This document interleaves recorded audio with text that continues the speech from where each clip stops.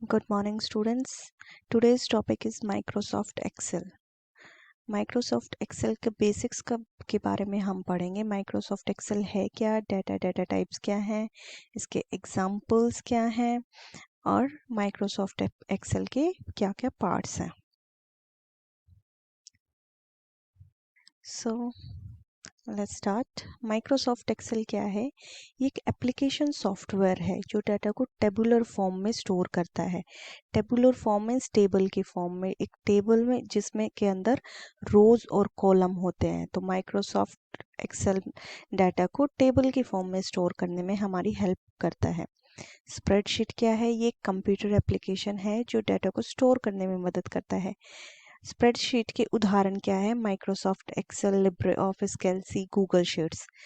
तो Microsoft Excel जो है हमारा स्प्रेडशीट का ही एक एग्जाम्पल है। नाउ डाटा और डाटा टाइप्स क्या है?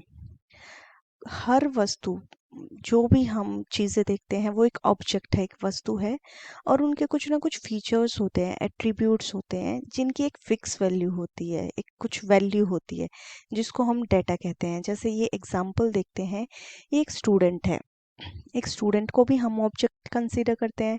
एक मैंगो है, इसको भी हम एक ऑब्जेक्ट ही कंसीडर करेंगे। बेंच है, डोर है, जो भी हम अपने आसपास देखते हैं वो एक ऑब्जेक्ट कंसीडर किया जाता है और उस ऑब्जेक्ट के कुछ एट्रीब्यूट्स होते हैं।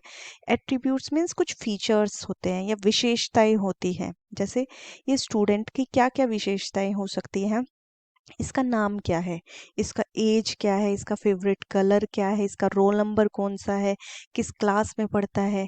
तो ये सभी इसके एट्रीब्यूट हो सकते हैं और इसकी कुछ ना कुछ वैल्यू होगी। जैसे इसका नाम राघव है, एज 10 है, फेवरेट कलर ब्लू है।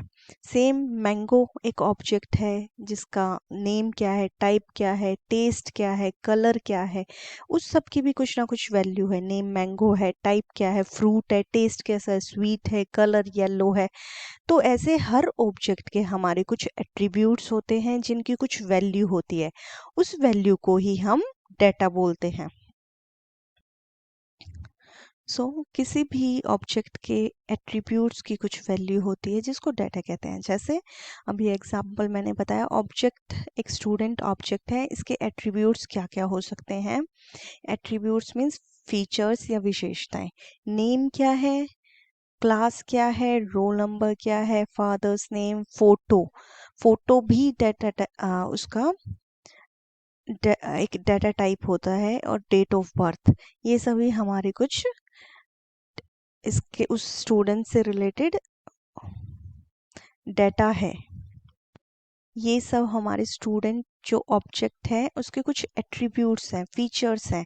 ये सभी उसकी फीचर्स हैं और उनकी कुछ ना कुछ वैल्यू है। इस वैल्यू को ही हम बोलते हैं डाटा। नाउ नेक्स्ट, डाटा के कौन कौन से टाइप हैं? ये 6 तरीके का हमारे डाटा के टाइप्स हैं। Numeric, text, date, image, audio, video. तो अंकों से मीन्स नंबर से जो डाटा बनता है उसको न्यूमरिक डाटा कहते हैं। जैसे टेम्परेचर 5 डिग्री नंबर से बना है, वेट 20.5 kg, एज 7। तो ये हमारा क्या है? इसकी डाटा टाइप न्यूमरिक डाटा। अब किसी भी भाषा के अक्षर एवं अंकों के मेल से जो डाटा बनता है उसको टेक्स्ट डाटा कहते हैं। मीन्स जिसमें हमारे अल्फ़ाबेट्स होंगे और नंबर, दोनों चीज़ें होती हैं। जैसे नेम शाहिद का, क्लास 6 थे, एड्रेस, इसमें देखिए हमारा कुछ अल्फ़ाबेट आ रहे हैं, कुछ हिंदी के इसमें शब्द आ रहे हैं और नंबर आ रहे हैं। तो ये है हमारा टेक्स्ट डाटा पर डाटा टाइप। और जिसमें सिर्फ नंबर होते हैं उसको बोलते हैं न्यूमरिक डाटा टाइप। और जो डेट होती है कुछ पर्टिकुलर, जैसे डेट ऑफ बर्थ है, तो उसको बोलते हैं date data type. Date of birth है या कोई भी दिन, डे, इस फॉर्मेट में हम लिखते हैं डे, मंथ, ईयर। तो ये हमारा है डेट डाटा टाइप।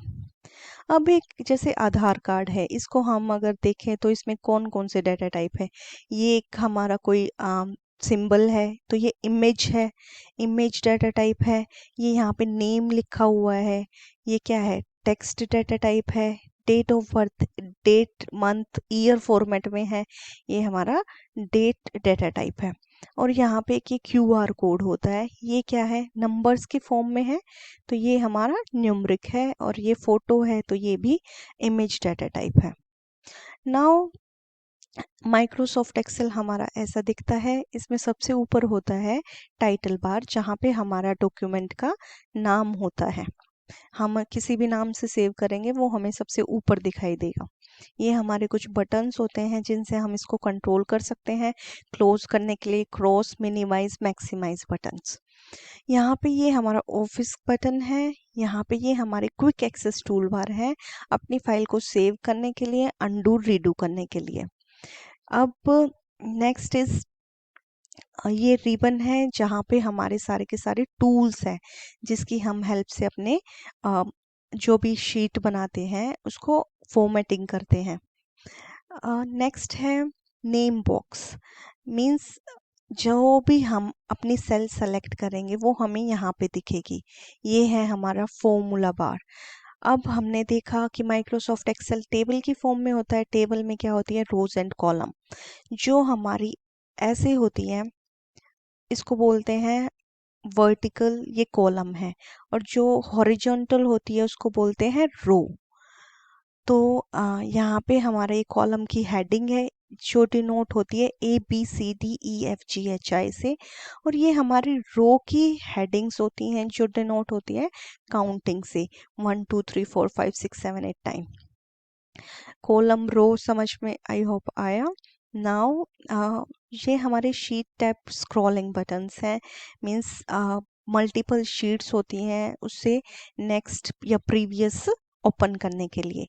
ये हमारे स्क्रॉल बार है, शीट में डाटा नीचे तक होता है तो हम ये स्क्रॉल बार से मूव करके देखते हैं। ये हमारे कुछ शॉर्टकट बटन है, जूम कंट्रोल है अपनी शीट को छोटा या बड़ा करके देखने के लिए। ये वर्कबुक विंडो है, यहाँ पे हमारा सारा का सारा जो भी हमें वर्क करना है, लाइक टेबल क्रिएट करनी है, तो वो हम यहीं पे करते हैं।